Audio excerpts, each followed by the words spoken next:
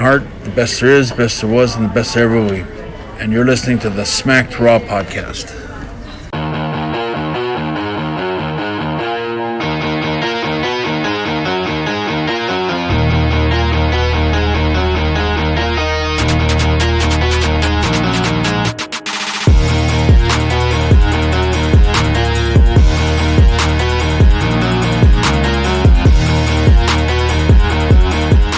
Everybody, it's the Rewind, the original duo tonight, me and RN.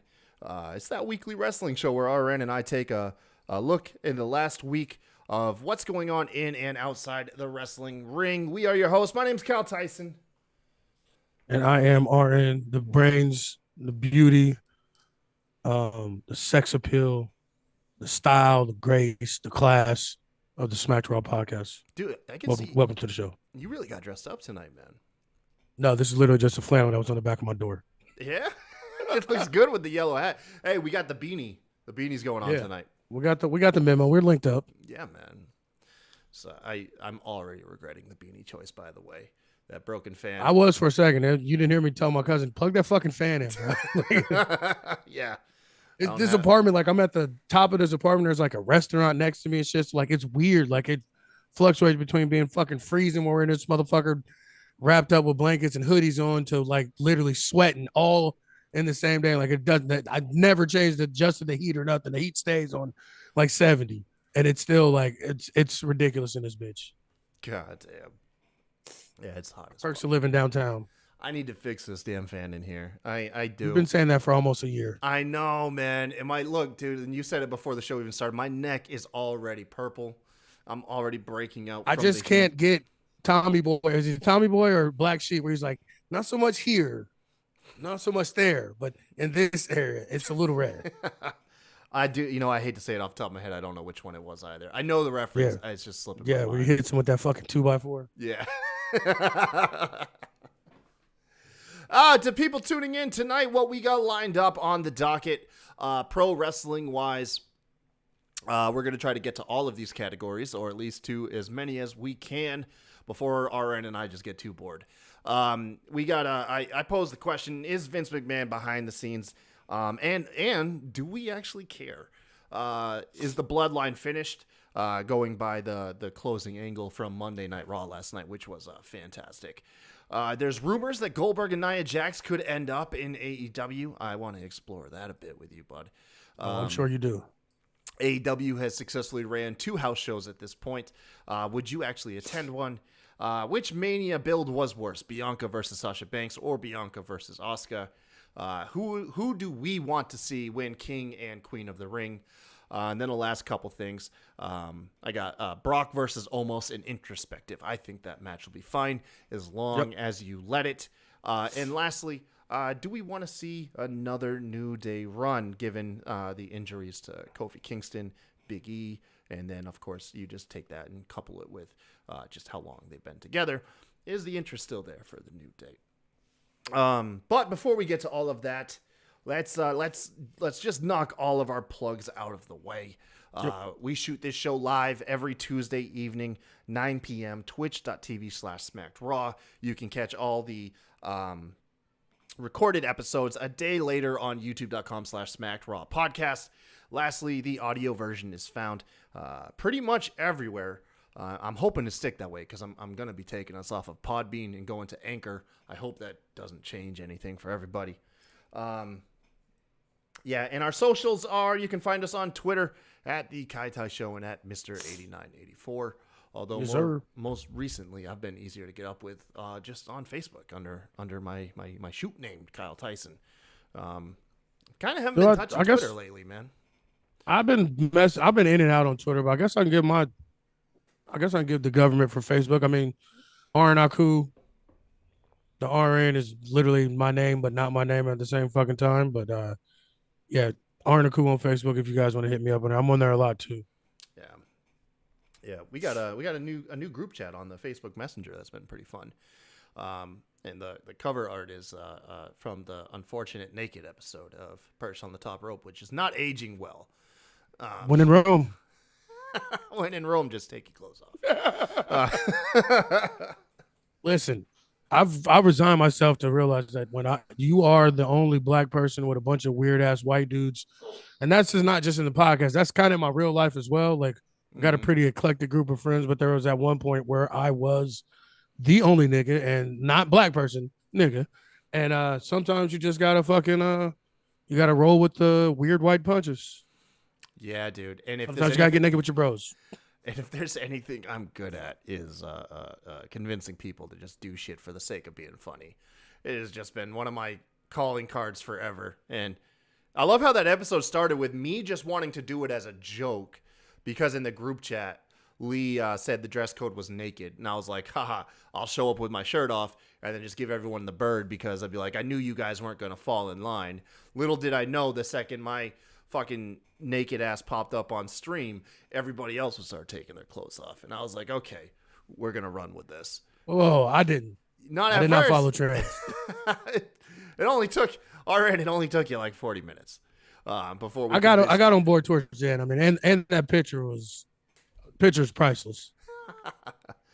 It wasn't hard to convince you to do that. You know what else wasn't hard to convince someone to do something? That was my wife to give away all of our banking information and almost gave away all of our fucking money the other week, dude. So to a prince in Africa? No, to probably some just Indian scammer. Oh my god, it's the easiest scam to spot, man. So look, wife gets a call at work, and it's actually pretty clever what they did, because they, I guess, stole her credit card information at first, like her debit card. Mm-hmm. Ran a charge at some B-dubs out of state, flagged the fraud department to contact us, right? So fraud department actually contacts us, says, hey, looks, we got a suspicious transaction. That call was normal. Then the fraudsters themselves call my wife, posing as Wells Fargo, to dig further into that fraud claim, and said, hey, you need to give us your online login information. And my wife wouldn't do it at first, but then they kept calling her and I guess harassing her and whatnot, until the point that she finally did it. Like, she actually gave them her login information. I know. It's easy. Why would your bank need your login information? I don't. Dude, listen, man. I've been beating her up for the last 2 weeks over this. I'm not going to lie. I will never let her live this down.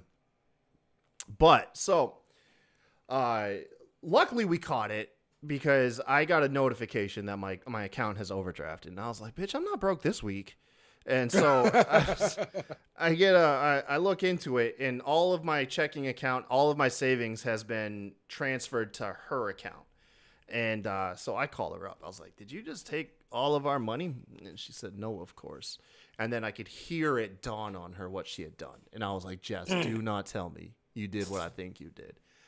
And sure enough, she did. Luckily, the way the scam was working was, what they were trying to do was set up that Zelle, like essentially like Wells Fargo's Cash App. And that was when finally she put 2 and 2 together and shut it down. So they got into the online account, but the very last step, which was authorizing the Zelle account to transfer the money to, she said no at that point. So they tripped at the finish line. The fucked up part about all of this, though, was when she came home, she's sitting there and she's going to me. She's saying, like, I'm mad. Like, I am mad because, you know, it's like you just put our whole livelihood at risk because you were under some pressure on the phone. And she's like, well, they were she's sitting there and she's like, they kept calling me. And then the guy was getting angry and he was raising his voice and he was pushing. That should have been your first red flag. And she's like, I just didn't know what to do. And so I just started doing what he said. And the whole time I'm thinking, I was like, bitch, this sounds like you explaining how you would cheat on me. I was like, is that all it takes? Is a dude to get pushy with you?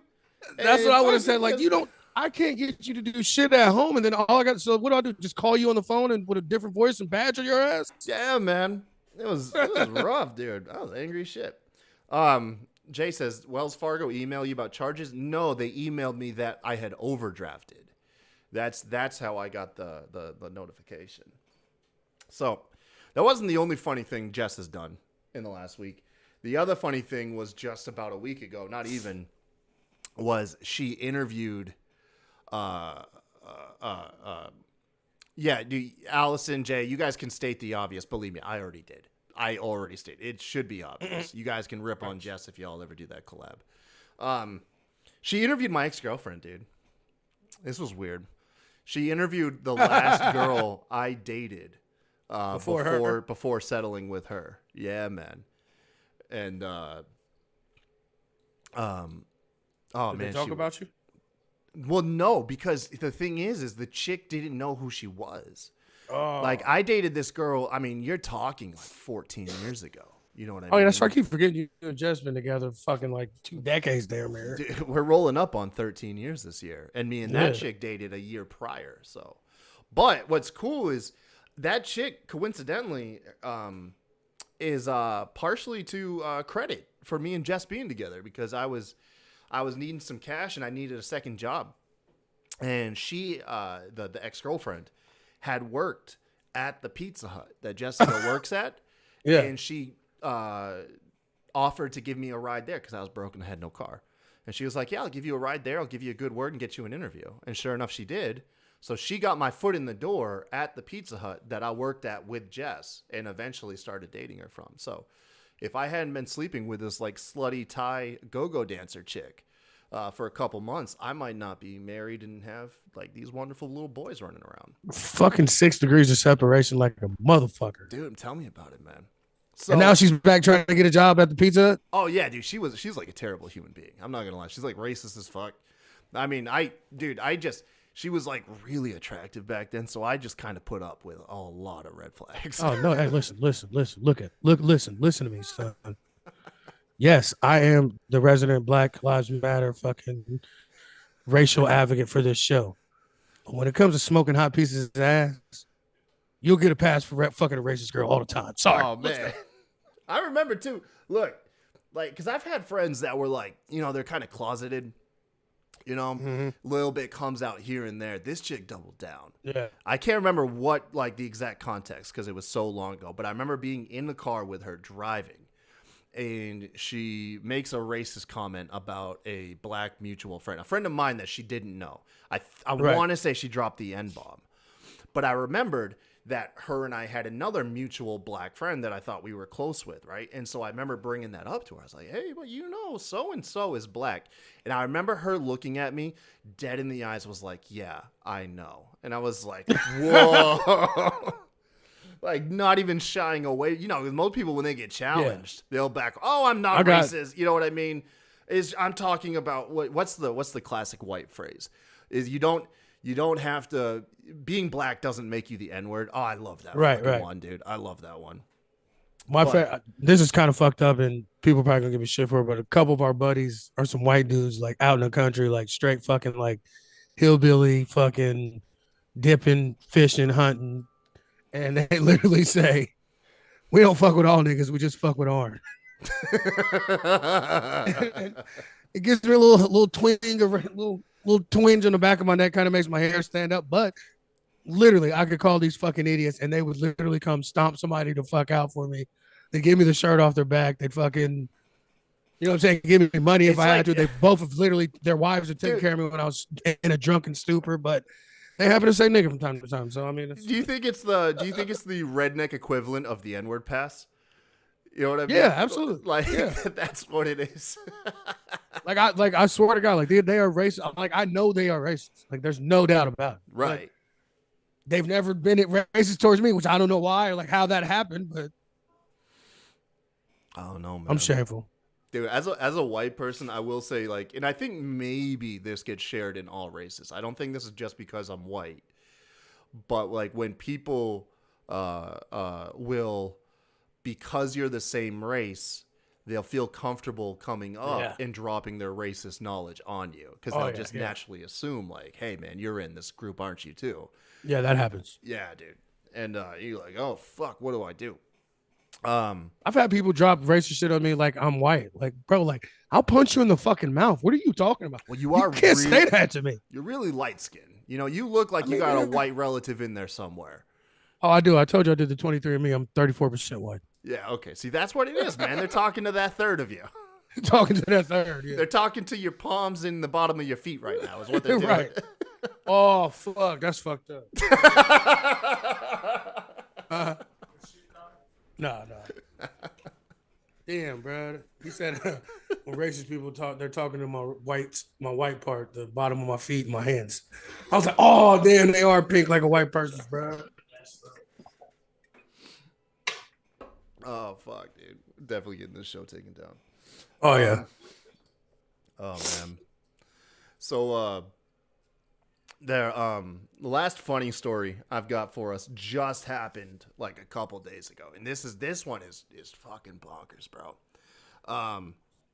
Jay says the light skinned me is laughing at this.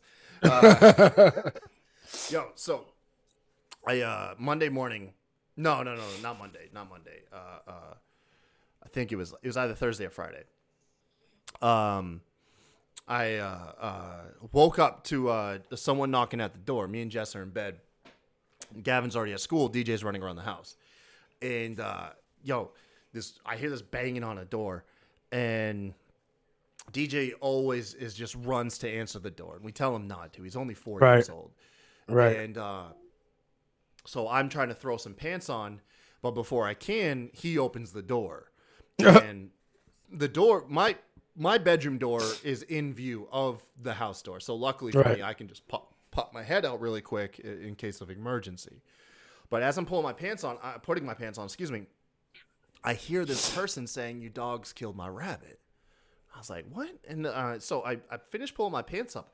There's this crazy old woman looking like absolute dog shit. And she's got this giant dead animal in her hand, and she's presenting it to my 4-year-old son, bro. Like a fucking, look what your dogs did. And I'm fucking, dude, this caught me on, completely on left field. I would love to say, my maternal instincts or my paternal instincts would have kicked in. And I, would go, drop kick this chick, right? But instead, I approached it like your average, white dude is like, "What's going on out here?" And fucking just, yeah, damn, dude. What we got going on here, guys? Yeah. So I pulled DJ aside. I was like, "DJ, go in here, right? I don't know how scarred he is. Right. He no-sold it." And this woman's holding this giant dead cat looking thing, and she's like, "You dogs killed my rabbit." And they killed these ducks, which I knew about the ducks because we just had one appear in our yard literally 2 days beforehand. So they actually did kill. Yeah. We knew. I'm pretty sure it's one of them. It's my dog Charlotte has just got a taste for blood and has been out hunting for sport because she ain't even eating them. But we've had about 4 dead animals appear in our yard over the last year. And I'm pretty sure she's out. Good dog. She's either out killing or she's collecting dead bodies and bringing them home. But good dog. Yeah. But anyways, so this woman, I was like, "Yeah, I'm sorry, ma'am. I didn't know what to say to her. I'm just completely caught off guard." And then she takes off and leaves. And I'm sitting in there and I'm just mad. As I was like, "Yo, as an adult." I was like, I get if you being upset your pet was killed, but in you wanting to throw it in the adult's face. But the moment a child opens the door, you would fucking hide the dead animal or be like, "Hey, go get your parents." Not "Hey, baby. Hey, little toddler. Hey, toddler. Look what your dogs did." What the fuck was that, dude? So I go in their defense, old people do whatever the fuck they want. Yeah, they do. So look, man, this is where it gets really weird, right? Because I know who it is. There's this crazy cat lady that feeds all of these goddamn stray cats. She has 15 bowls of food left out in her front yard, and my dogs go there all the time because it's free food. Yeah, they eat the fucking food and maybe kill a cat or two. Yeah, so she's saying, and I remember her saying my cages are all fucked up, right? So I go there afterwards, because I get dressed for work, and I was like, you know what? Before I go to work, I'm gonna go tell this woman I want to see these cages, because I remember her saying rabbit, and I'm like, dude, that was clearly a fucking cat in your hands. So I'm gonna go confront this woman and then tell her, obviously that wasn't chill about what she did with my kid. Well, I go to knock on the door. She doesn't answer, right? So I'm assuming she's in the shower because you just was holding a dead animal. Right. I walk around the yard. I see all these cages. They're untouched. Right. And I was like, okay, this is clearly weird. She's just exaggerating. One of her cats is dead and she's blaming my dogs. Well, I go to work. I go to work. I come back because it's a half day for me. So I get home around 2. And I was like, all right, I'm going to go back to that woman's house. Now I'm kind of like calmed down. I was like, I'm going to be apologetic. I'm just going to admit fault until I can find if I'm not at fault. And then I'm going to obviously address the whole scarring my child shit. I get to her house. I'm ready to give it to her. She's coming out. She's about to leave. And I was like, hey, I want to talk to you about this morning. And she's like, this morning? And I said, yeah, about when you came over to my house. She's like, hun, I didn't go to your house this morning. And I was like, no, this morning. And she's like, yeah, I didn't. I didn't even get home until about 10 o'clock this morning. And I said, you didn't come to my house? She said, no. And I was like, at this point, I realized I think all old people look alike. Yeah, so it wasn't her. And now I'm like, who the shit showed up in my house? Oh shit! I thought you were gonna be like she had like Alzheimer's or something. Didn't remember. No, like, it wasn't her. Just not the lady. It wasn't her. She just coincidentally has fucking cages in her backyard, right? Like snare traps. And so I'm like, oh my god, dude, what fucking ghost appeared at my house with a dead animal? So I had a crazy cat lad. He probably does have those snare traps to catch the cats and shit. Yeah, that's what it is. So me and my sons, we do some digging. We live in this neighborhood. So we start fucking walking Canvas in the neighborhood. Case in the neighborhood. We did. We went to the pond because I remember the chick mentioned the ducks. So I was like, okay, we'll go to the pond and we'll look at people's backyards for these rabbit cages. Right. Because there's no real entrance for the public, but there is this one house that gave us permission a while back if our dogs run off to use their yard to go onto the pond. So don't see shit. We keep going through the neighborhood, run into a family. I was like, I'm just going to throw a Hail Mary here. There's a family outside about to leave. I flag one of them down because I'm riding bikes with my kids. I already look weird as hell because I'm like this middle-aged dude now just riding a bicycle with children. And I pedal up to him, and I do a little sideways skid. And I was like, hey. Give it to him, foul. Fucking, I was like, look, man, hey, if you guys know of any like old people that keep rabbits around here? And they were like, no. And I was like, yeah, this person showed up at my house with like a dead animal saying that my dogs killed their rabbit.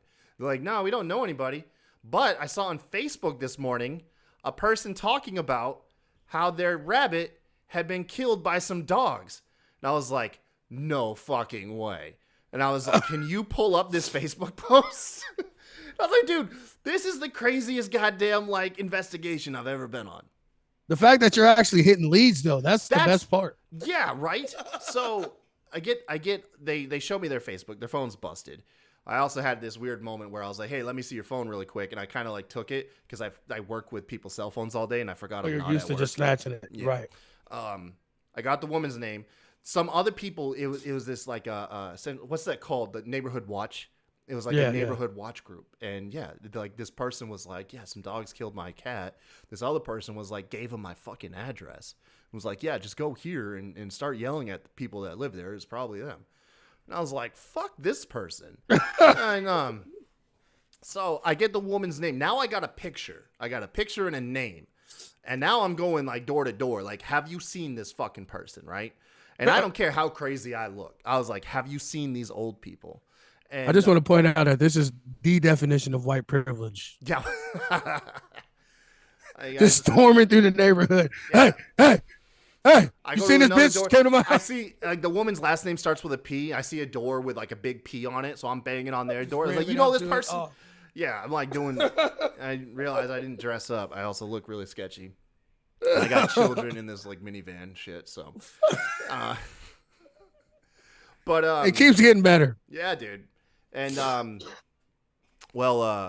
after like 4 or 5 people, I'm like, okay, I'm probably starting to sketch some people out because I'm probably gonna get the police called. I'm like a big skinhead dude, like just running around looking for these 2 old people. It doesn't help that the picture of the couple makes them look wholesome as fuck, and it looks like you're trying to fucking kidnap and rob them. I'm telling you, this is what it looks like, right?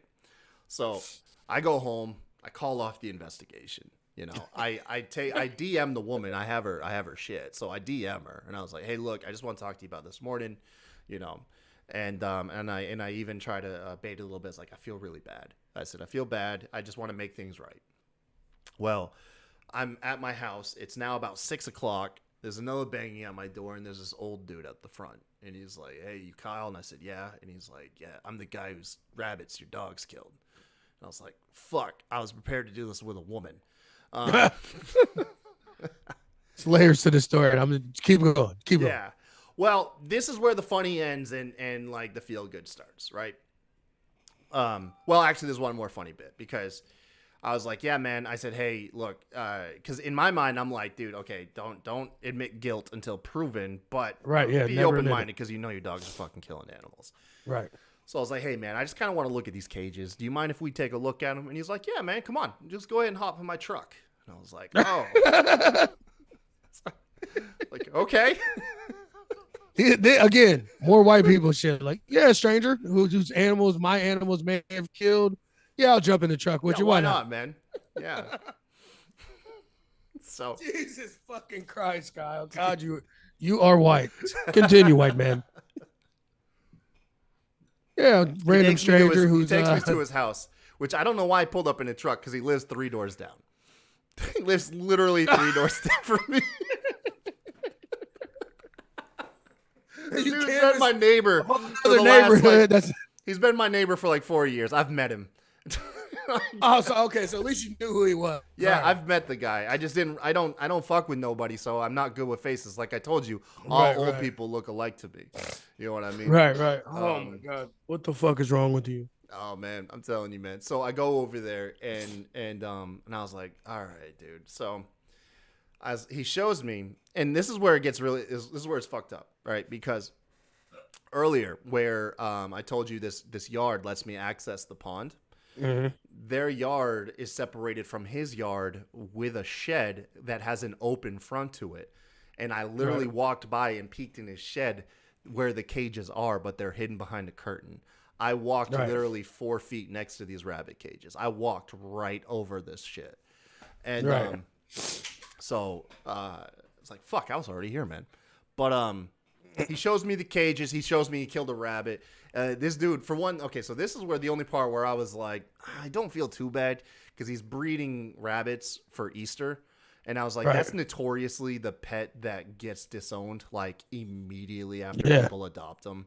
So yeah, after they turn into fucking not cute little babies, they turn into full fucking rabbits. Yeah, so I wasn't overly sympathetic. It's not like it's his baby like pet. Like it's just but it's a business. So he's like, yeah, man. And I was like, all right. So he shows me these 3 cages that are broken. He's got 1 dead rabbit. He's like, luckily they tried to get to this one, but the cage held up. And I was like, that's good. I didn't want it to like murder this pregnant rabbit and shit. Right. And he's like, yeah, and we got a duck that's missing. He's like, but I ain't gonna blame your dogs, because that could have been anything. And I was like, oh, did it have like a red thing on the front? He's like, yeah. And I was like, oh, they fucking killed that too. I was like, so no. At the end of the day, your dogs really did kill all this shit. Yeah. I was like, that duck's in my trash can right now. Should have fed it to the fucking dogs. Oh man. Keep what you kill. Yeah. But so what type? I thought you had like little fucking medium sized, like small dogs. Like they're adorable, but the fucking one of them's got beagle in them. I'm telling you, beagles. God damn, bro. Yeah, man. So that's fucking dope story though. I'm not gonna lie. The whiteness is just shining through. Hold on. So here's I'll skim through the ending because that's all the funny meaty bits. Jay says I'm a bad pet owner. No, I just got a brand new 10x10 kennel for him. It's my son sneaks out of the house and lets him out of the kennel while me and Jess aren't looking, and we don't know that they're gone. But anyways, I said, look, man, what's a rundown on the cost of all of this? Like, how much does that rabbit cost you? How much these cages cost you? Right. So he gives me the cost of them. So I shoot him a price, and I was like, hey, man, what if I pay you this? Would that make it right? You know? And he's like, well, that would pay for it. He's like, that rabbit had a bunch of litters, but he's like, you know what? He's like, yeah, we can call it square. And I said, all right, man. Do you got Cash App? He said, no. I was like, okay, well, I'll come by with a checkbook tomorrow. And we'll go ahead and square it up. And I said, you know what? If you see my dogs again, here's my number. Here's my wife's number.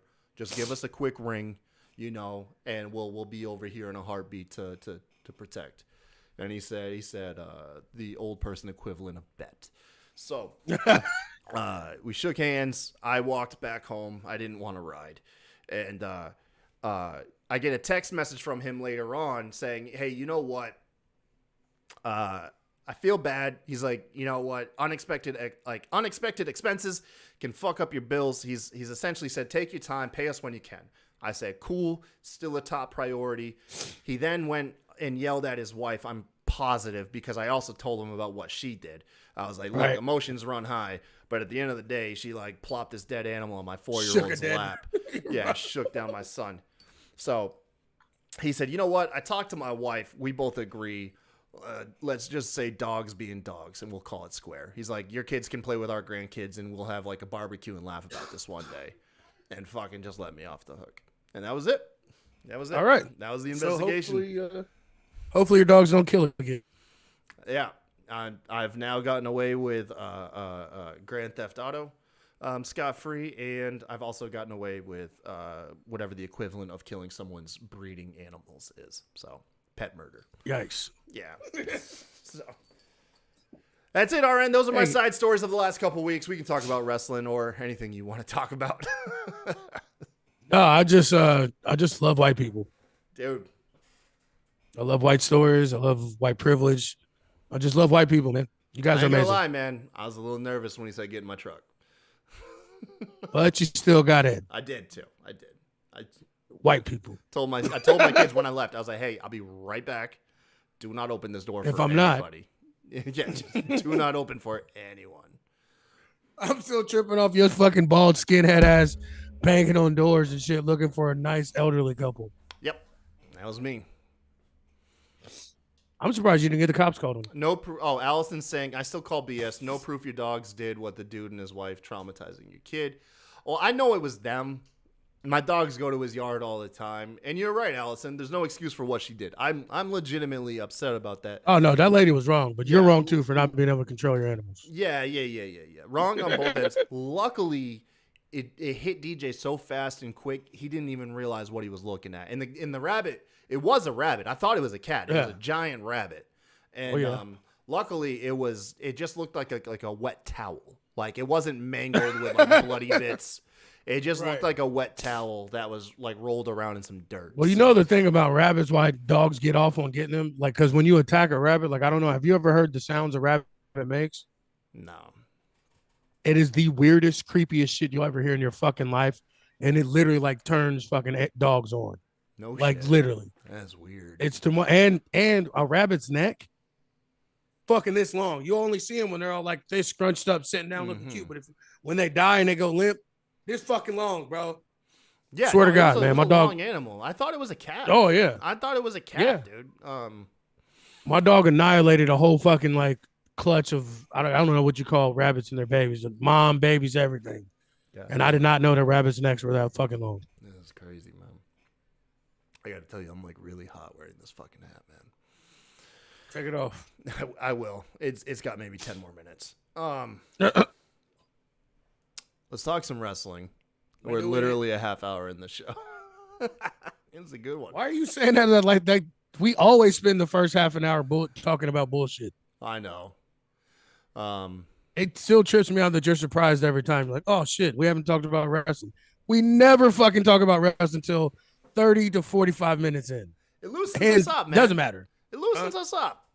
Yeah, no, I'm not mad at it. That's the whole reason to me, like, the point of the rewind is like we didn't want to be like other fucking shows and recapping the same shit, going over all the matches. Like, you know what I'm saying? That's the part about the show that I think appeals to me is that we don't always. That's why I always like the shows where we don't have shit planned because we always end up going off on a tangent on some shit that has nothing to do with wrestling, and then we go on tangents that shit that does have to do with wrestling. So like it's to me it differentiates us from other shows. Yeah, man. I'm right there with you. But let's, for the sake of we still have to earn our wrestling podcast coin of the week. Let's do it. Let's do it. Let's see here. Did you catch Raw? Most of it. Did you catch the ending bit with Cody and Roman? Yeah, that was about like one of the only things I actually watched in full, undistracted. Oh, fucking ridiculous. God, it was so good, dude. It was so damn good. Love. If you guys didn't catch it, Roman comes out. with the shtick of confronting Cody and saying essentially that he just runs away from everything. He was given a Stardust gimmick. He didn't like it. He ran away. He went and started a company elsewhere. Couldn't get over. So he ran away. That one was a dagger. And then what are you going to do whenever like you lose? You have to wake up a loser and have to make a decision, you know, and hopefully you don't run away. And he said something about like, you know, you have to make a decision that make your dad proud or something. And then Cody flipped the script on him and said, actually, you're going to have to wake up remembering what it's like to lose. But when you do, first thing that's going to happen is Jay's going to leave you. And then Jimmy is going to go wherever his brother goes.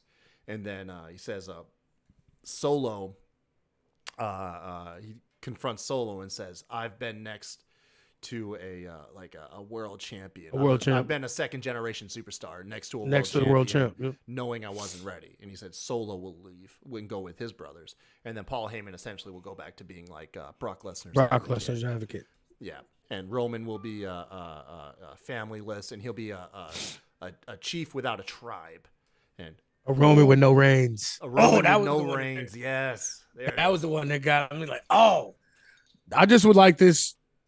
So everybody can shut the fuck up about Cody Rhodes. Like Cody Rhodes, he's not on Roman Reigns level because of what they've built Roman Reigns into, God level and all that shit. But when it comes to the mic and making you feel something, there aren't many people that can do it like Cody Rhodes. We used to always talk about AEW, like we hate him, we think his shit sucks, but when he gets on the mic, he makes you fucking feel something. And that's what those second generation guys, they all have like one little it thing that's undeniable to them that makes them born to be pro wrestlers. And Cody's is to be a white meat fucking babyface. Like he always is going to make you feel something. And I literally hated him at AEW. I thought he was tone deaf. I thought he was fucking trouting out his fucking black wife. Like I did not get down with him at all. I thought they were force feeding guys, up and comers to him with that TNT title shit. And he was taking guys down that he shouldn't have. But it did not matter. Whenever he talked on the fucking mic, you feel something. And that's just the brass tacks of it. And to me, that was the first time he actually felt like an equal to Roman, or at least somewhat in Roman's fucking league, I guess, as far as like on the mic. And he's in the league. Yeah. Yeah. Yeah. Man. For sure. Oh yeah, dude. Dude, it's so good. It's I'm a stan. I'm not even gonna lie. Like I'm a Cody Rhodes fucking stan. I cannot believe I'm saying that. And but I love his in-ring work. I even love that stupid bleach fucking hair and that dumbass tattoo. Like I fucking love it. Like I said, he makes me feel as a kid watching wrestling. Like I wanted this good guy to be that guy. You know what I'm saying? Like an actual babyface where he's not fucking doing dumb shit to be cool. He's not doing low blows and crotch chops and shit. You know what I'm saying? To make me look I genuinely believe this is the good guy of the movie, and I'm rooting for him to actively win. And I have not felt like that since we were kids watching wrestling. And I think that's what I've always loved about him, and especially once he got away from WWE. Like it didn't matter. Even when he was a heel, he always felt like you always just wanted to like give him a chance. Like, no, he'll turn it around. Even when he did that stupid Count Dracula black hair shit, like you just knew, you know what I'm saying? Like it's just something, like he makes you feel something every time. And like, that's what I think I kind of figured out. I was like, why do I like this dude? Like he's the same exact fucking Cody Rhodes he was in AEW, and I hated him. Yeah. Like, what is the difference? Like why do I like him? Why have I always liked him? And that's why he genuinely is a white meat fucking baby face that you can actually cheer for. He has the right motivations. Instead of, like, you hit the nail on the head, man. Instead of trying to be like the cool anti-hero, he is what a good guy's supposed to be. He's an underdog. He's sympathetic. He's relatable. I mean, the guy's had his babyface run built by the WWE for the entire time he was gone. You know what I mean? Like his whole story from leaving WWE to where he is now is just one complete babyface package. From fighting to not only to get what he's worth, to get his peers what they're worth, because he even mentioned that in the promo that talking about AEW, he says now anybody in the locker room can fight for a better paycheck. You know, right? to getting his name back. He fought the WWE just to get the rights to the Rhodes name back. Mm-hmm. Everything he's done has been sympathetic and something people could cheer for. And it's just all coming full circle at WrestleMania. You know, Right. Down to even having an interracial fucking relationship and kid and shit. Like, you know what I'm saying? Like, everything about him in this time and age is set for him to be a fucking babyface. This is how somebody runs for office. You know what I mean? Literally. Like, he's planned out the last 8 years, man. And the suits and shit, bro. Like, I don't think he gets enough credit for that, for like looking like a champion. Like, oh yeah, those suits, yeah. You know what I'm saying? Like, those suits are fucking immaculate. Like, the only thing with that, if he didn't have that fucking list, he'd be fucking literally on top of everything. But that list still gets me sometimes. I'm not even gonna, I know it's immature. I know it's immature and it's fucked up, but sometimes I laugh when he says certain things. I'm sorry, I just do. Oh my God, Aaron. No, I know I'm an immature piece of shit. I know that. I know that. No one needs to tell me, but I still laugh at his list sometimes. I do. Well, that's how you do it. You have to own it. Oh man, it's great, dude. It's good, and that's why I agree. The Cody is the right direction over Sammy. I think Sammy's a fantastic second option, though. Like, that doesn't. That's the hard part of saying, like, about the whole, like, Cody versus Sammy versus, like, who should get Roman Reigns. It's not saying one should get the other, and it's meant to discredit anything that Sammy's done. It's just Cody's story is the more complete story. Like, Sammy's story is still huge. It's still huge. It's like you have these two great things, and unfortunately, you have to pick one. You know what I mean? That's just. I mean, and with Sammy's stuff too, it was accidental. Like, if it was planned or like they were forcing this on, not forcing us, but like leading us to this, I'd feel a little bit different. But the fact that it was just spontaneous and it grew, like, I thought that Sammy should have beat Roman. It should have been by disqualification or something like that, but we should have got some sort of payoff on the Sammy Bloodline shit other than the stupid fucking tag match, which we've known is going to happen for the last year. But at the end of the day, Cody it gives shit, Kevin we knew Owens this was something to do coming. at Mania. Yeah. You know no, what I mean? I mean, like I said, I agree with all of it. Like I said, I know why they're doing it, and it has to be done. But the Cody stuff is like, how long was I calling Cody winning Royal Rumble and beating Roman? Yeah. I mean, it was the best. Like, I knew that was the only way they could go. Yeah. I mean, like, was just imagine if we were also, like, after, because we were also saying The Rock was going to show up and do it. And no, y'all were saying The Rock. I have not been saying The Rock. I've told y'all it wasn't The Rock. I've been against The Rock the entire 3 years we've been saying this about him coming and defeating Roman. Don't you put that shit on me, Ricky Bobby. Don't you put that dark magic on. No, it's a fantastic I call Cody story, from man. the beginning, and it has to be. It had to, like, once I saw his reaction when he came out at WrestleMania, there was no doubt in my mind that was going to be the guy.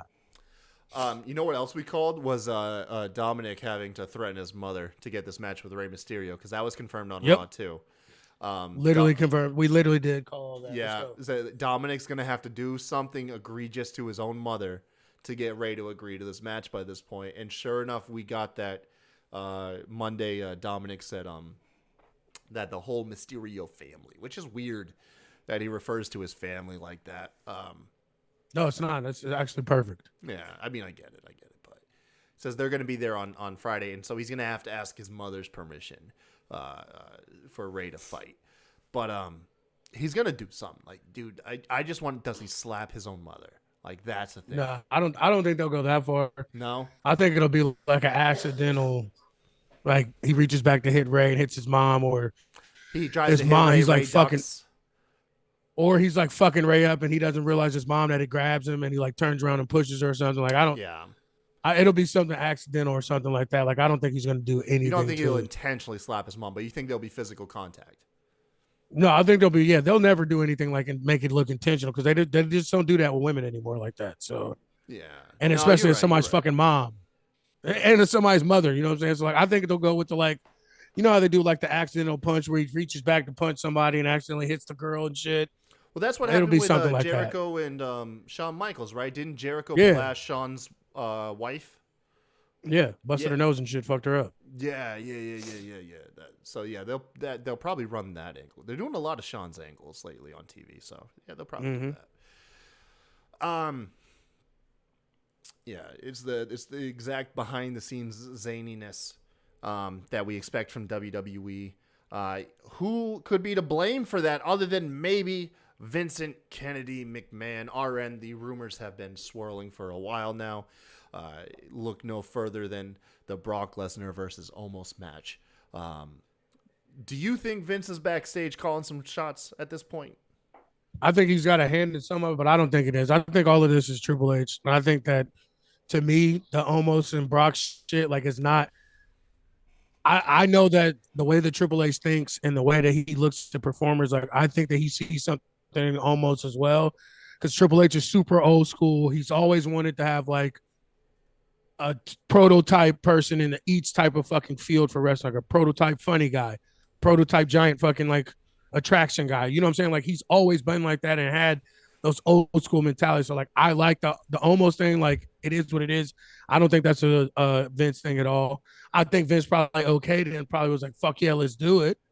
But I think that all of this is Triple H shit. Like, even besides the Bray stuff, which I hated that shit anyway. But again, Bray and Triple H, that to me, I think he's always been a Triple H guy as well. So I don't know. People forget he's still the fucking owner. Yeah. Like, so I don't think he's flat out making creative decisions, but I think he's involved in the creative process. And why would he not be when he's been doing this for 50 fucking years and WrestleMania is always the biggest selling show of the year? And his baby. Why would you kind of box him out of it? And it's his baby. Like, that's the thing. The part I think people always forget. He's still the fucking owner. Like, at the end of the day, he's still the owner. I look at it as the equivalent of being weaned off of something you're addicted to. Right. I think it's easy to say that he obviously doesn't have as big a part in the day-to-day ongoings and booking of WWE, but it definitely wouldn't shock me if it's a little thing here, little input there. Maybe he's got like a match that he's booking. Right. And what makes y'all think that Triple H is not asking his father-in-law and his fucking mentor, the person that's been grooming him for the past 15 years, for this position that he's in now? What makes y'all think he's not in his ear asking him for advice and asking him different things that is set up? That's another thing too. Like, he's been literally grooming Triple H for this for fucking over a decade. So why would Triple H not go to his mentor for advice or for any type of like booking ideas or anything like that for a WrestleMania? Like, it's just the fucking sensationalized wrestling fan bullshit. Like, it's a bigger thing than it is. Like, I wouldn't be surprised either way. I wouldn't be surprised if he has nothing to do with it at all. And I wouldn't be surprised if he was in some of those meetings giving his input, whether they take it or not. You know what I'm saying? But, like, how could he not be involved? Yeah, man. And I look at it like this. It's safe to say that he didn't just come in and take it over last week. So if we're under the belief that, hey, he's probably had some input for a minute now, and then we go, well, let's look at Raw and SmackDown. Let's look at these two shows. They're still vastly improved. SmackDown is a coin flip away from being my favorite show every week between it and AEW Dynamite. Right. You know, if Vince is behind the scenes, it's like we're getting the right amount. It's like seasoning on something. You know what I mean? Yeah. You don't want the seasoning to be the main flavor. You want it to accent whatever you're having. Having that little Vince McMahon accent is obviously not killing anything. If that's what's going on. Also, too, forgot another part of that. It's his fucking father-in-law. It's not like he's just some fucking asshole dude, his boss, and he just got handed this fucking job because it got taken away from his boss. It's his father-in-law and his kid's grandfather. Yeah, so that's why I say I don't think there's as much of an outrage now. I think the common belief is Vince is doing something, pulling at least some strings. Everyone always points at Brock versus Omos, which we'll go ahead and just segue right into. Stop giving it so much shit. Brock versus Omos. It's fine. It's not going. It's going to serve this purpose. I guarantee this is what it's going to do. It's going to open up one of the two Mania shows. It's going to be 5 minutes of just probably like just the quintessential Brock Lesnar match. We know that Brock doesn't go for a long time. Omos obviously isn't going to be there for a long time. It's just literally we're finally going to get to see Omos get bumped. He's going to probably take some Germans. He'll probably take a F5. Maybe we'll get a superplex where the ring collapses again. I think Omos is winning too, by the way. You think so? I think so. Ooh, that's interesting because I still had Brock winning. I had Brock winning until this past week. Like, I just think that, and what you're saying too about the people giving a shit. Like, this is what happens when you only have one person that can talk on the mic, and there's three people, and there's other people involved in the match. There is no build. There's never going to be a build. There's never going to be any help on this. Like, so I don't know what the fuck people thought. Who would have thought that in a build to a Brock Lesnar WrestleMania match, the most entertaining person on the mic would actually be Brock Lesnar? Again, like I said, get back the fuck up and chill. And I think, because I mean, he always takes this little break after Mania. Like, I think he's going to put him over. And the thing is with Brock too, Brock doesn't go with anyone he doesn't want to fucking go with. Mm-hmm. So him choosing Omos is a fucking tip in the cap and a fucking gold star for Omos, because Brock's saying that I see something in this kid, and the fact that he has took some bumps. You know what I'm saying? So, like, to me, like, this can only be good for Omos, and the only way we can make it sure it's good is if he takes the L, which it doesn't have to be anything. There's all types of ways you can get over on it. MVP fucking cracks him with the cane or some shit. You know what I'm saying? Like, there's all types of way where you can protect Brock but still put fucking Omos over. So, like, I'm okay with this match, like I said, and I want to see what Omos can really do against some real stiff competition and somebody that can really toss the fuck around and not two jobbers from wherever fucking town they're in. Yeah, I mean, I wouldn't picture Omos going over clean. Maybe Bobby interferes, get some payback on Brock. Bobby Lashley doesn't appear to be doing anything right now, with reports that Bray is dealing with some type of illness. Obviously, you've got MVP, you've got Cedric and Shelton Benjamin always ready to make the call. We could be looking at. I know it's kind of cooled down, but there's still the possibility of a Hurt Business reunion. I know that shit just fucking cooled down so much. I'm like, God damn, bro, I had to stop wearing my shirts. I know, man. Started wearing my shirts and then it died. The flame died down. I'm like, fuck. But at Mania, you could see it at Mania. Who knows? But it's fine. It's going to serve its purpose. You know what I mean? What do we say? I went on record for years saying this, man. I would love to see Brock Lesnar in some showcase matches that are not for the title. That'll be very entertaining. Do I think we'll get like the best Brock Lesnar match? Like, no. But it'll be fine, is what it is. And who are we gonna? We're never gonna get the best Brock Lesnar match from any pros, because first of all, the fucker can't go more than 10 or 15 minutes. Once he does, he turns fucking red as his trunks. He don't want to get. And he's dripping wet. He's getting older, man. He don't want to be injured. He don't want to get laid out. The man knows, like, he knows how to maximize his profits. Exactly. You know what I mean? That's what I'm saying. Like, what do y'all expect? Like, I mean, he does what the fuck he wants. And for him to take on Omos, like, there has to be something there. He has to see something there. So just shut the fuck up, go on the ride, and let's see what happens. Yeah. Where people really should be complaining is this build between Bianca Belair and Asuka. Dude, I'm killing it with segues tonight, by the way. Professional. Thank you. Which do you think was worse, man? The build for Bianca and Sasha, or the current one between Bianca and Asuka? The only reason I'm saying the one between her and Asuka, because I literally can't remember anything from this build. This has been nothing. I can't remember. I honestly, I forgot that's who she was going against. It's the equivalent of, like, they pass each other in the hallway. Like, they're like, oh, yeah, like, hey, what's up, guy? What's up? And then they or like fucking Wile E. Coyote and Roadrunner, like, clocking in and shit. Like, no, like, yeah, I honestly forgot that was even a thing, because I was just thinking about, like, who the fuck is Bianca facing? Totally forgot about it. Not even joking. Corey Graves called it out on Raw because they did the whole, like, how will they coexist? They made them tag together. Right. And Corey even said, like, this always turns out bad whenever, like, opposing, like, opponents have to tag. We're like, it's like Cody, like, low-key called this, like, a shit build, like, right on air. And I mean, not sometimes they end up being fucking tag champs. Yeah. Asuka finally attacked Bianca. Great. It's literally there's one more Raw between now and then. So, yeah, there's no build. But there was not a build for Bianca and Sasha as well, and that match ended up tearing the house down. It was actually one of the best Mania matches in recent years, actually. Yeah. Which I believe it'll be fine, but Yeah, there's something about it's weird because they put so much stock in Bianca, and they treat her so well until Mania.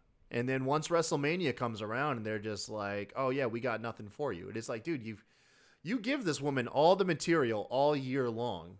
You treat her like they really do. WWE treats her fantastic all year until Mania comes around, and then the builds are just absolute god awful for her. I don't get it. It's a weird one. Like I said, we know the match is gonna be fucking dope. I mean, that's just the brass tacks of it. But yeah, look, I absolutely forgot. And this new like version of Asuka, like it's mid as fuck to me. Like I know everybody was excited for it and like thought it was gonna be something different, but like it feels like it not. should be edgy. It just doesn't feel edgy. Like I get what you're saying. Like I like it. I think it's a refresh, but I don't think it's hitting the peaks that it could. No, and it's just Asuka. Like this is what she was already doing.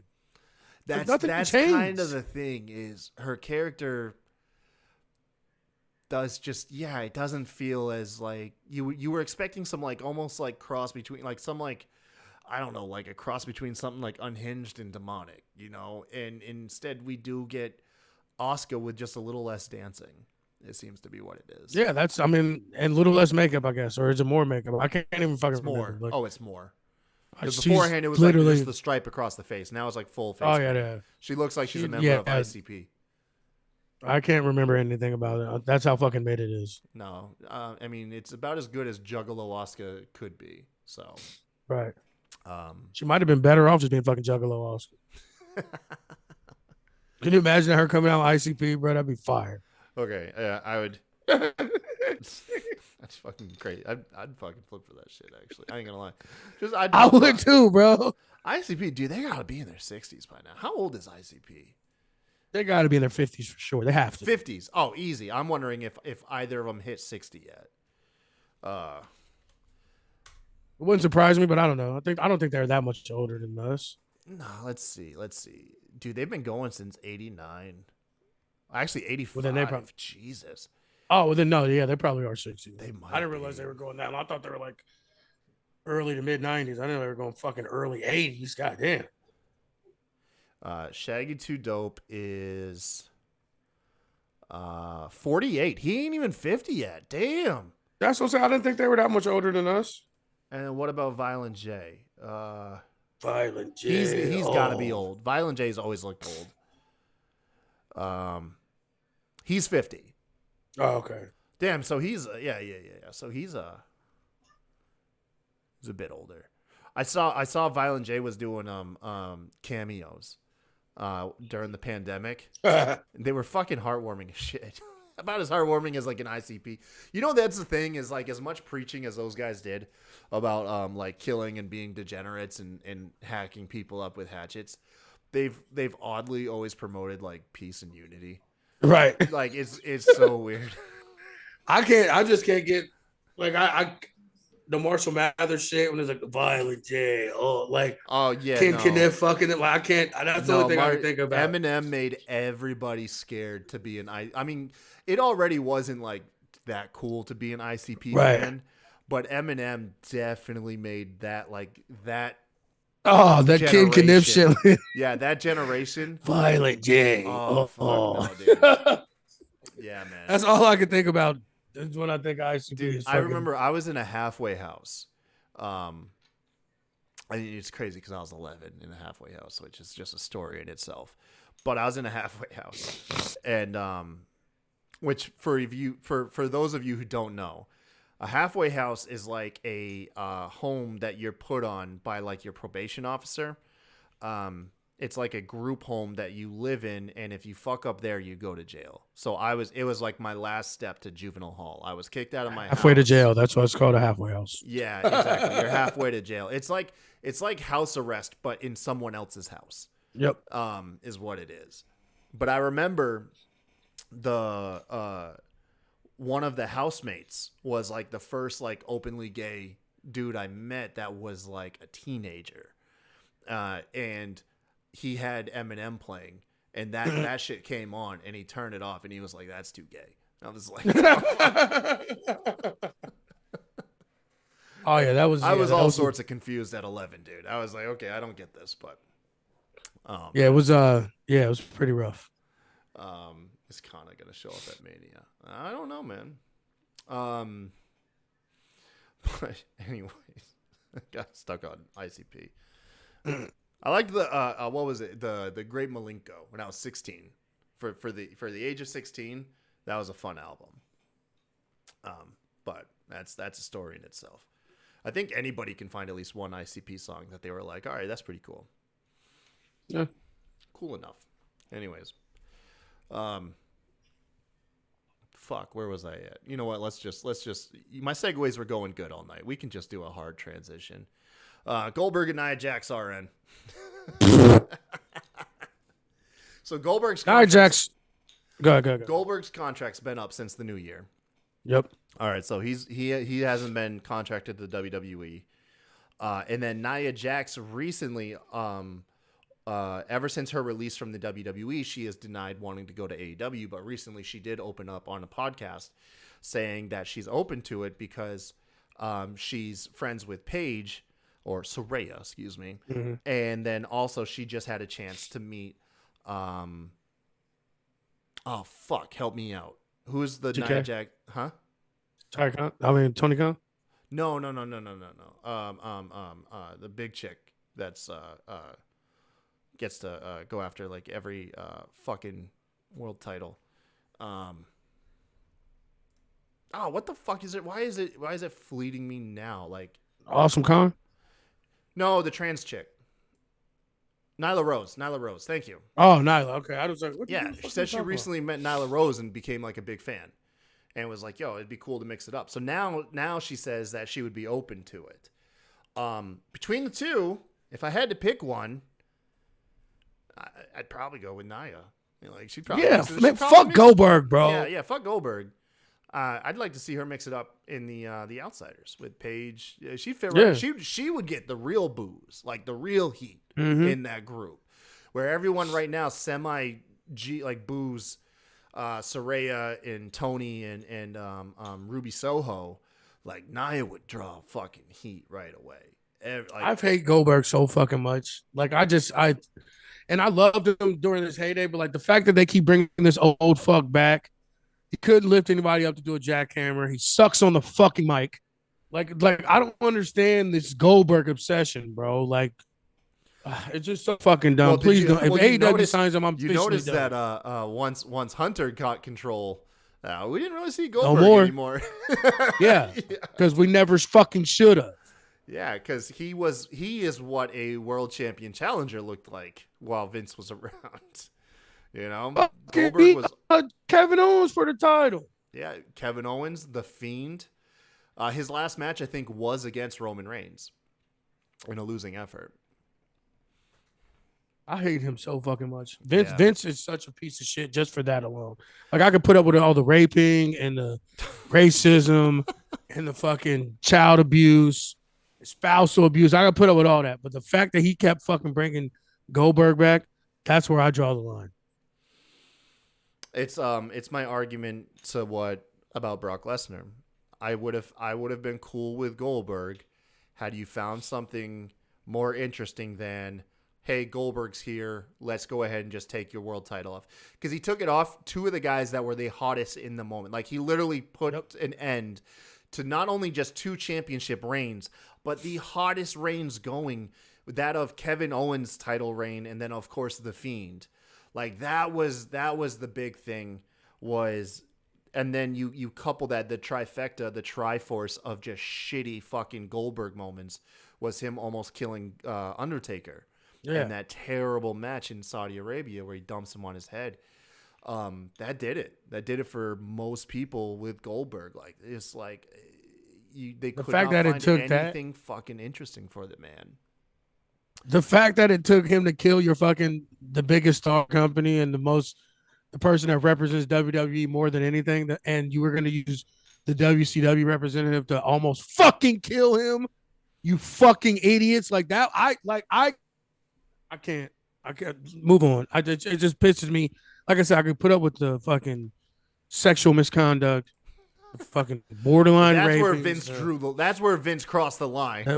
He crossed the line with fucking Goldberg beating Goldberg being a multiple time world champion in the Universal present, champ. in the fucking present, in the last 10 fucking years, Goldberg has more world championships than half the fucking roster. Kevin Owens. The fact that that's He's even got more a universal thing. reigns than KO. He's got more universal reigns than Seth Rollins for sure. Seth, maybe, yeah. Possibly even Roman. Bobby. Anybody in the main event, he has more than. He got a lot of universal reigns. He's got what, 2, right? He's got 2. At least 2. Yeah, he's got 2. That right there should have told you that senile bastard should have been taken out behind the woodshed and shot. Goldberg's been Universal Champion after 12 years away from wrestling. He returned to WWE in 2016, winning the Universal title for the first time in 2017 and the second time in 2020. He has headlined multiple WCW and WWE pay-per-views, including premier annual event Starrcade in 1998 and 99. All right, so he's got 2 Universal Championship reigns. And now let's look up Universal Championship, its lineage. So he's got 2. Let's see here. Obviously, it was won by Finn Balor initially. Kevin Owens got it one time. Brock had it only once, so Goldberg's got more reigns with it than Brock Lesnar. Roman Reigns is only had it for 1 reign. Oh wait, no. I'm sorry. This is listing it in chronological order. Okay, so Brock's had it 3 times. Seth Rollins has had it twice, so he's tied with Seth. He's had it more times than Braun Strowman, and he's also tied with The Fiend and Roman Reigns. So he's tied in second place for most Universal title reigns. Just say it out loud, and say the name of the person you're speaking about. So Goldberg is tied in second place for most Universal title reigns, only behind Brock Lesnar. He's tied with The Fiend, Roman Reigns. You don't even have to go through the list. Okay. He's tied for second. He's tied for second for most reigns with that. Goldberg. Bill fucking Goldberg. That's fun. Yeah, why not give him another reign? He's still spry. You know, I'll pull the plug on this bitch man, right give now. Him, give him bro. that AEW belt. He'll do wonders for that belt. Right after if they sign Goldberg, Goldberg, his 4 pillars match. If they sign Goldberg, I'm officially done with AEW. No. Like I will never watch that show again. It won't. Because I think, dude, I think Goldberg. I don't know if he'd come back for anything less than a title reign, because he does seem like, I feel like he did mention that he's very protective of his legacy and success, like character success. Yeah, he is a fucking douche, like literally a douche. Like stop it. Oh man, assuming Goldberg won't be there, would you attend an AEW house show? Yeah. Who the fuck wouldn't? Hell yeah, no, me too, man. Like I go to house shows where there's like 20 people in the fucking crowd. Like why would I not go to an AEW house show? Jay says Goldberg's loyal to Vince. Oh, you're probably not wrong there. Probably not wrong. But yeah, dude, I think that's like the easiest thing. Apparently they're doing house shows, man. I can't wait, because it'd be also light. It'd be like super light. Right. I guess the drama though you'll probably was get to see people that we don't see on Dynamite and everything too. Yeah. There was some drama about the one they recently did though, because Moxley, who had this big date at an indie, which had been building for years, and was like the biggest angle on the show, right, was forced to be pulled from the event to attend the technically the inaugural house show, although it is technically, I guess, the second house show that they've done, but they're claiming it's like their first official on this run that they're gonna try doing. But yeah, dude, house shows are fun, lighthearted. You get to see people have fun.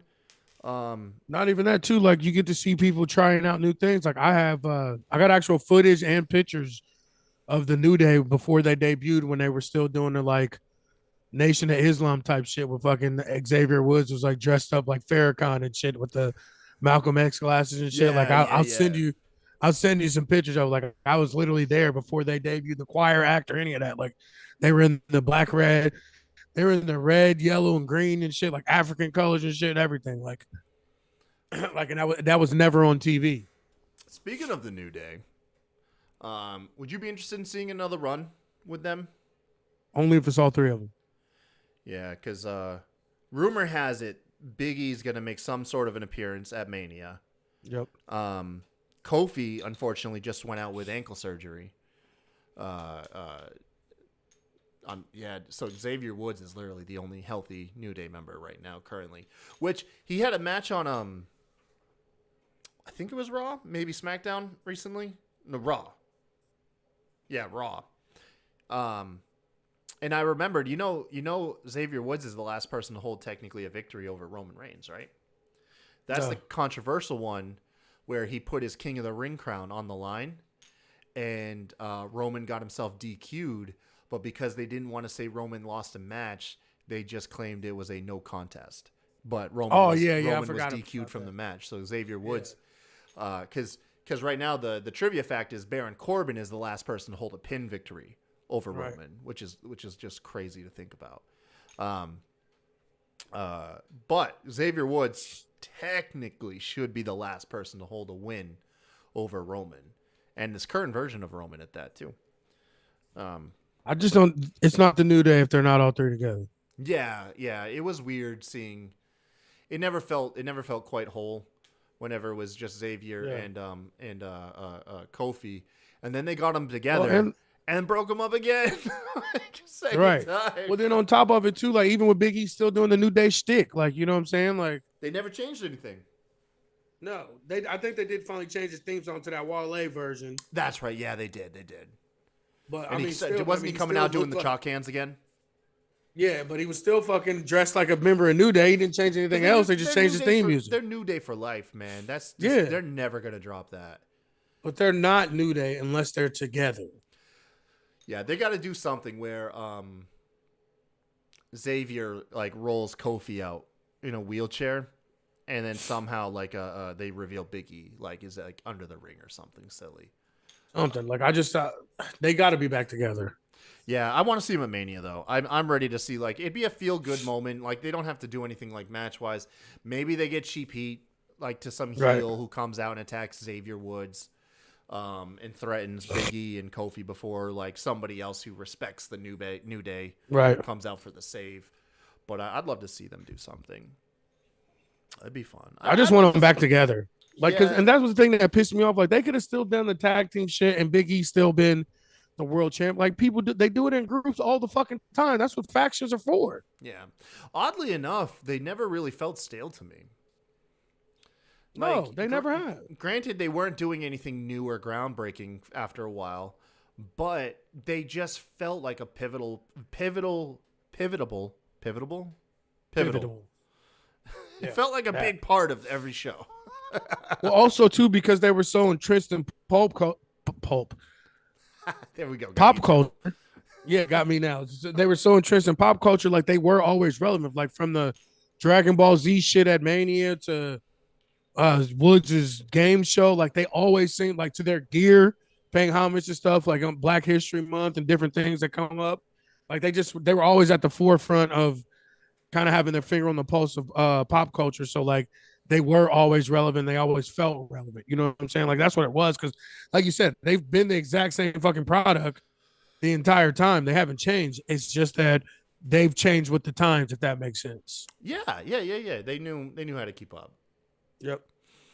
And the whole fucking black nut cracking doesn't hurt either, man. They stay young looking no matter how old they get. Although Xavier Woods is still hard to picture like that he's older than 28. He's literally looked the exact same since he was 18. Yeah, how old is he? Even when he was Consequences Creed, he looked exactly the fucking same. Take a guess how old he is. He's got to be closer to our age, maybe a little bit younger than us. He's about 37, 36, 37. He's 36, bro. I didn't realize he was older than me. I thought if anything, I thought I was older than Woods by maybe a year. Mm-mm. No, I didn't realize that he's older. I knew he was closer to my age. Yeah, shit, I didn't know that. Because I remember them saying, like, when TNA was on, when he was 18, 19, that's how old I was. I was like 20, 21. So I knew he was pretty close to how old I was. And then how old does that make Big E? Maybe, I bet you Big Big E's E's probably the in his, youngest. I bet he's the youngest. yeah. He's probably in his early 30s, too. I'd say 30, 31. Dude, he's 37. He's older than Woods. Oh, fuck. I see. I didn't even think that. So that probably puts Kofi at like 42, I bet. Probably. He's got to be in his 40s. 41. Yep. So there's a 5-year difference between their youngest member and their oldest. That's not bad. They're in the same generation. Yeah. Damn. Alberto's the Alberto E. Rodriguez happened to snap a picture of Kofi that actually does make him look old. That's like the only time I've ever seen Cody look kind of old. It's one of the first images that pops up if you Google him. He just got this weird smile on his face. He's smiling really big. Yeah. I'd be interested in seeing them. I think they're above the tag titles at this point. Maybe like one more legacy run when they're all healthy. Right. Just to get that feel good moment they're back with it, and then they can put over like whoever the next tag team is that's coming up. It'd be interesting. Before we go, man, I wanted to talk about a positive story, if you don't mind, RN. Let's do it. Let's do it, man. It's about a little fatherhood story that I actually went through today. Not gonna lie to you, I actually got quite emotional when it happened. I'm a very proud dad. So Gavin, my oldest, who is only 6, he's got a board breaking competition. It's like a taekwondo tournament. They're holding a whole bunch of competitions at this high school where several hundred people are expected to appear. And this is his first actual formal event outside of his regular just classes. Right. And so he's going to be breaking wood, which he's only broken like a board or two. Up until this point, he's got this breakable board that you can get like on Amazon that they re-break, and the one that I have is like the weakest one. So he's had it pretty easy for a long time. So I've been nervous. I went out, I got a board. I got the board that the instructor told me to get. Got it all cut up into sections, and said, "All right, man, today's the day." Because we're procrastinators. I was like, we better start working on it today to get you ready for Saturday. It's literally just a couple days away. So he has 5 strikes he had to do. Palm heel, which is just like a straight cross, but with an open hand. Hammer fist, come down with the fist. And then he's got 3 kicks. A front kick, which is like your Sparta kick. Side kick, which is like your Jean-Claude Van Damme kick off to the side. And then this axe kick, which you bring your foot up really high and then drop the heel down in front of you. That's the one that requires the most dexterity, the one that he's the least experienced in out of the 5. And this will be his first time breaking wood with 4 of those strikes. The only time he ever broke wood beforehand was with like a palm heel. And so I told him, I said, look, man, if you can do all 5, I'll let you eat whatever the hell you want for dinner. I don't mean go wherever you want. I was like, if you want breakfast, you can have breakfast. I was like, we'll eat candy. I want to motivate you to get ready, kickstart this fire in you ready to go. So we get out there, and before, I have the wood, and I before we do it, I tell him, I said, hey, look, man, I said, you have to give it everything you got. It's going to hurt more if you only halfway do it and you fail. And I said, this is something I was like, it won't hurt as much as like it's already going to sting. We know it's going to sting to do it, but it'll hurt less when you go through than if you are to fail and you only halfway do it. So first up was the palm heel. He got it like second try, was nothing to him. Kind of shocked me. I was like, oh shoot, okay, he's ready. Like he's got that one down pretty damn good. The hammer fist was the one that I was like second most worried about, because that's the one where the kids kind of pull away a little bit. Because it's on the side of the hand and it tends to hurt more. Right. And it took him about 3 or 4 tries, but he powered through. He kind of like sucked up some wind and then boom, and went through. And I was like, oh shoot, yeah, here we go, man. We're doing this. So then came the front kick, the Sparta kick. Mhm. That was the one I was the most confident in. He kicks really good with these easy kicks. He got through that junk, I think, second try. It was no problem. Then came the side kick. That took him a few attempts, but more or less just to try to get his aim right. He kicked my hands a couple times and stuff. And he was like apologetic to me. I was like, no, man, we're a team. I was like, it hurts you. It hurts me. It's okay. We're doing this together. And, Working it out. We're working it out, man. And we got it. And so then it came down to this axe kick, which I knew he's got the least amount of practice in. He's literally only been practicing it since we announced we're doing the competition about 2 weeks ago. And so we get over to the grass, and he's trying, but he's not getting the height on it. He's not getting the aim right. You know, it's not going well for him. And he's just struggling all the way around. If he gets his aim right, he doesn't have the power. If he's got power, he doesn't have the aim. And then, unfortunately, what happens is I'm holding the board out, and he overshoots it, and he comes down on the opposite end of the board with like his Achilles tendon, and it just cuts it right away. And he jumps like a bolt of lightning went through him. He kind of runs off for a little bit. He's limping, and he's starting to cry. And I tell him, like, I try to stay like in coach, and I said, hey man, I was like, Gavin, I was like, it hurts. I know it hurts. And I was like, if you want to cry, cry. Get through it. I was like, I'm here with you. It's okay to cry. But I said, let's work our way through this, and we'll come back. And so he's kind of sobbing, and but he's walking it off, and I can see in him he's not running away. He's doing the He's doing the like I fell down and I'm trying to walk it off like pain. Right. While he's still sobbing. And he comes back, and as he's walking back, timid, I was like, I understand. I was like, I know that you're shaking. I know that you're scared. You know, but I was like, trust me. I was like, you can do this. I said, use that. I was like, if you think you can make yourself angry with this, make yourself angry, or use the fact that you're scared to go even harder. You know, and I was like, can you do it? And he says, yeah. And he's bleeding. He keeps looking at his foot. At this point, it's bleeding down his ankle and on his heel. And I was like, look, we already said that we know you're bleeding. It's okay that you're bleeding. We'll bandage you up. You're going to be okay. And I said, let's do this. And he looks at me, and then he goes for it with the opposite foot. And I said, no, man, we have to use the foot. I was like, I know it hurts. And he's like, it's bleeding. I was like, I know, man. I know it is. But I said, look at me. You can do this. I said, I know you're scared, but take a deep breath. Let's do it. He gives it another go. Almost there. I said, do it. And he gives it a second go. Boom. Nails that shit. It breaks. RN, when I'm telling you, the look of like shock and satisfaction and excitement that came across his face when he fucking did it. Because he was terrified. I was scared for him, man. Right. You know what I mean? That's the worst part about being a parent, when you're like trying to coax your kid into doing something. You're fucking pissing in your pants too about it too. And you're trying to like be tough so they'll be tough, but really you're scared as fuck too. But dude, I'm telling you, I was so proud. And then I got like all deep and introspective because I was telling him, I was like, Gavin, I was like, look, I said, you know what, man? I said, at the end of the day, yeah, it's a board. But I was like, what's more important was you were hurt. You were shaken, you were scared, you cried. But I was like, you know what you didn't do is you didn't quit, man. Right. You came back, and then you did it. And, dude, that hit me so fucking hard, man. Like, I was sitting there welling up, tearing and stuff, just like that really proud moment. I was like, look, I know grown-ass men that maybe not the exact same scenario, but the same thing could have happened where they hurt themselves, they were shaking because they were scared. They would just call it a day and go home. You know what I mean? Come back tomorrow. Yeah.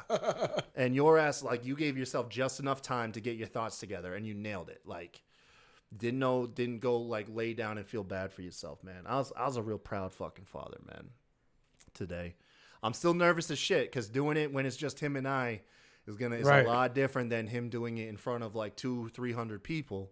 So take him to like the park or somewhere there's a bunch of people around, so you can kind of get used to people being around. Yeah, I'm gonna get another board because we ended up going through most of the wood today. I'm gonna get some more, and I think actually that's a great idea. I might do that come Thursday and Friday to really actually, we're going to the high school where we're setting it up.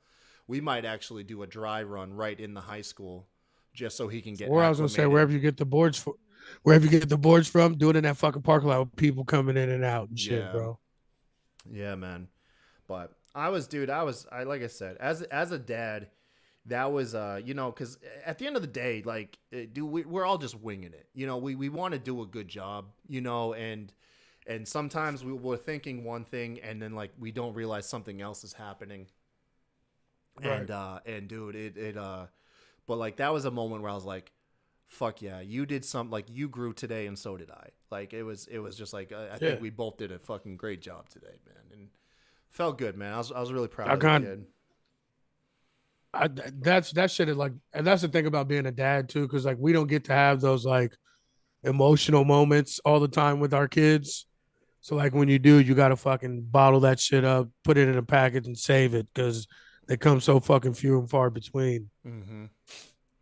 Like I had that same thing with my daughter with softball. Like baseball is our family sport. Like my dad's from New York, my mom's from New York. Like they didn't play fucking football or anything like that. We didn't learn that till we came to Ohio. Like baseball is our family sport. And finally convincing my daughter to play, she just kept thinking about this story about her being. I don't even know how she remembers it, but my son got fucking annihilated in the face by like just a little line drive, split his face open. But I mean, he was a soldier, so like he just came up through, got past someone, was right back out there. But like she said, she can remember it hitting his face and the blood splattering. Like there's no way you remember that. You were 3 or 4 years old, but like she does. So like she was so fucking scared to get up and bat, and she was doing good with batting. Like I said, I got my girl going. Like I was even coaching the other girls. We were good to go, and she finally got hit by a ball. And I mean, she rolled around on the ground, Oscar-worthy performance.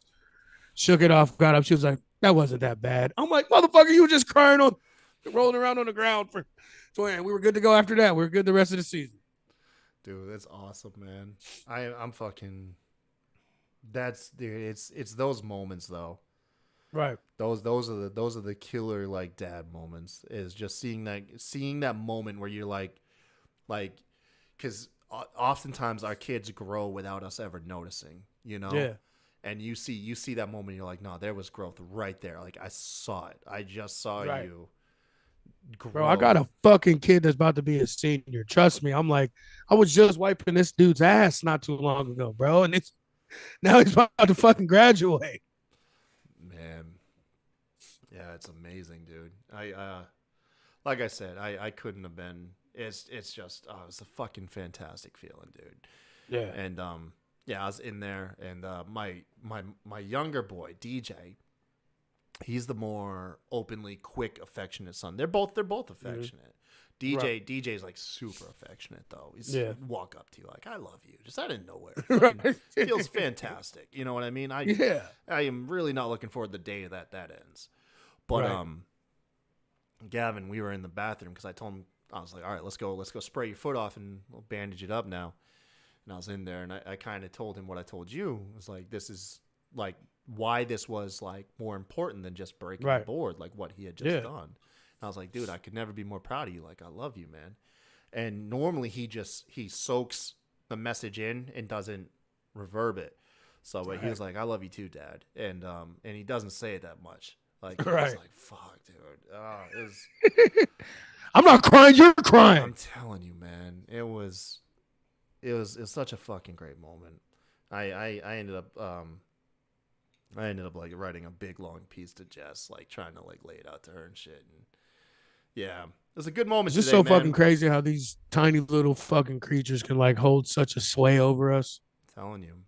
Yeah. Like literally, like I think about that shit all the time. Like my daughter is just like me, an asshole, and like I wouldn't want to be arguing with anybody else but her. Like if it was just literally just nobody else, it's just me and her for the rest of my life, like I'd be fine. That'd be it, right? Like legit. Like I'd be all right, fuck you guys. I got Ava. You know what I'm saying? Even though she's a pain in my ass and never stops talking shit.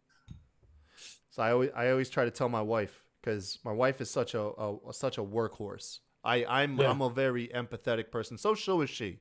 But she's down to business a lot quicker than me. Right. And so I always try to tell her, I was like, hey baby, I was like, I was like, just to let you know. I was like, I know it sounds weird, but I was like, these are the best days of our lives. I was like, bar none. I was like, we're killing it, right? I don't care if we win the lottery, man. This right here is it. Like, this is the peak. And I said, just try to remember that. Remember that when someone, like, you're running late, you know, like, don't forget to hug this fucking baby. Cause I was like, with our genes, they're just gonna grow. They're gonna outgrow you by like 10. You know what I mean? Right. Fucking lift him while you can, you know?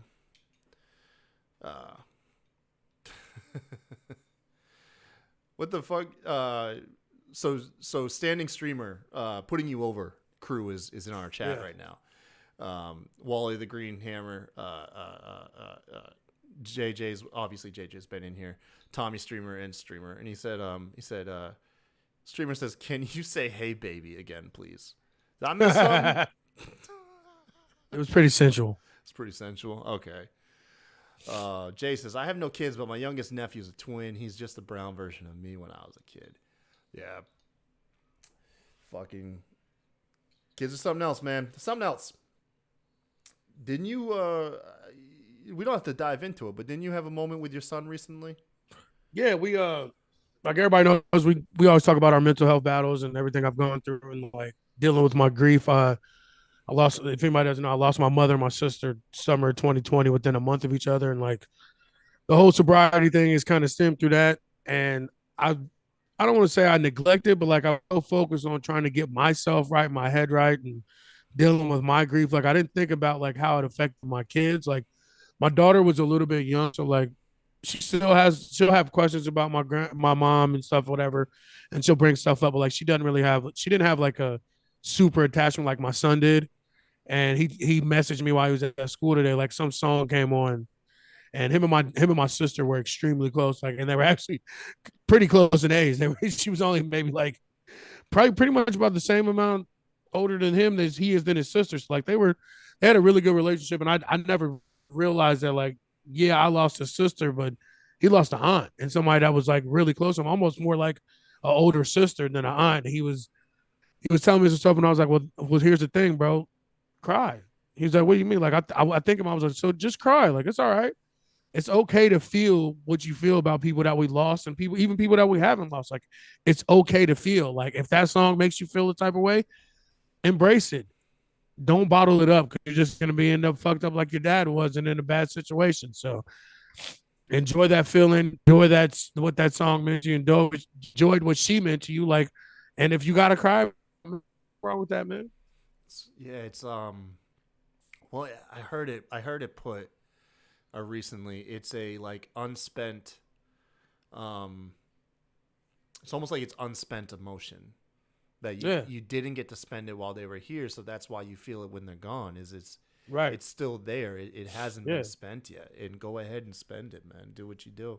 Yeah, and that's what I said. Like I was thinking about all the things I did with my sister, but like I didn't think about her being an adult and being his aunt, and the things she used to do is she used to let this little fucker drive when he shouldn't have been driving. Like, you know what I'm saying? Taking him and giving him one who lost someone. Yeah, exactly. Like, and I never really like I knew I did. Like, and I know like that's in the back of your mind, but like you never think about people have like, yeah, that's my mom, yeah, that's my sister, but that's also his grandmother and his aunt who he had an extreme relationship with. That I don't understand or don't really know how deep it was, and I never thought of it like that. So I did feel like it's okay to cry about it. It's okay to miss him. Like, you know what I'm saying? Like, and it's okay to celebrate him as well. Like, do what you got to do. Like, don't let someone else tell you how to grieve or how to think about your aunt. Like, she was your aunt. She wasn't my aunt. She was my dumbass little sister that I always had to give money to and pay her phone bill and give her some money on some bill or buy my niece shoes or some shit.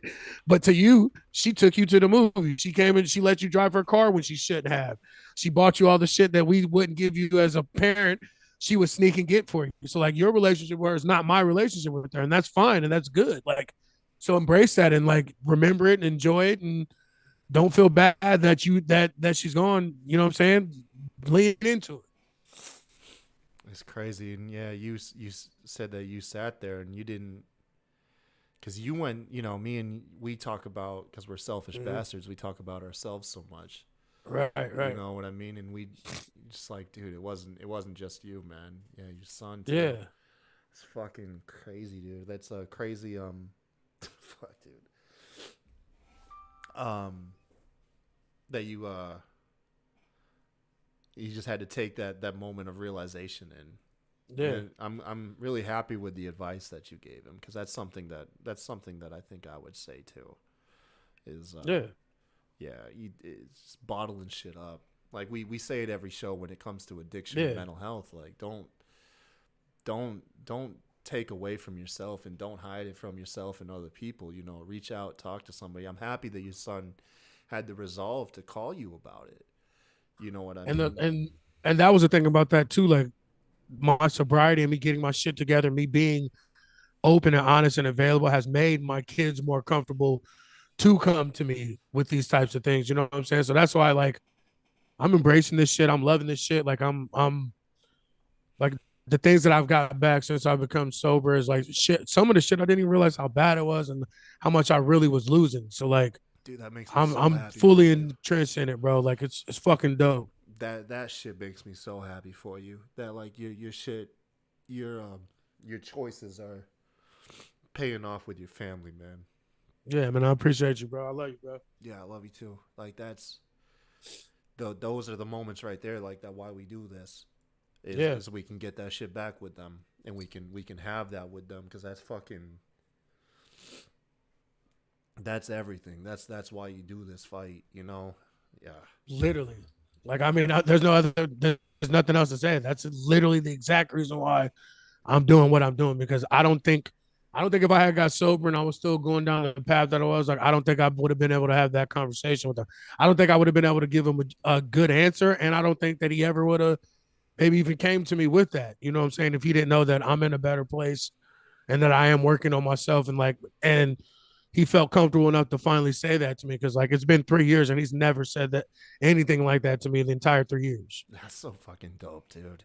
Yeah, man. That is so dope. That makes it, like I said, that moment alone is that's just one of the biggest signs right there. You hit 6 months yet? Because I told you I was getting you a gift for your 6 months. It'll be 6 months Saturday. Oh shit. All right. I got to start shopping for you. I got something coming. Dude, a month ago I knew what I was getting you. I've completely forgot. But I'll come up with something. I'm not crying. You're fucking crying. Dude, tell them about your fucking dog kennels. Let's get out of here. All right. We got 3 litters on the ground. Hit me up on Route 4 Kennels on Facebook, Route 4 Kennels on Instagram. Mr. 8984 on Twitter, ARA 8984 on IG, RNACOO on Facebook. If you want to get weird and really add me in real life, that's AHRONACCOO. I'm down to clown wherever. Hell yeah, man. Once again, thank you all for tuning in. By the way, I am essentially a third, if not halfway done with this game I'm putting together, Herd Mentality Wrestling Edition. I've come up with like 100 cards for this like wrestling game.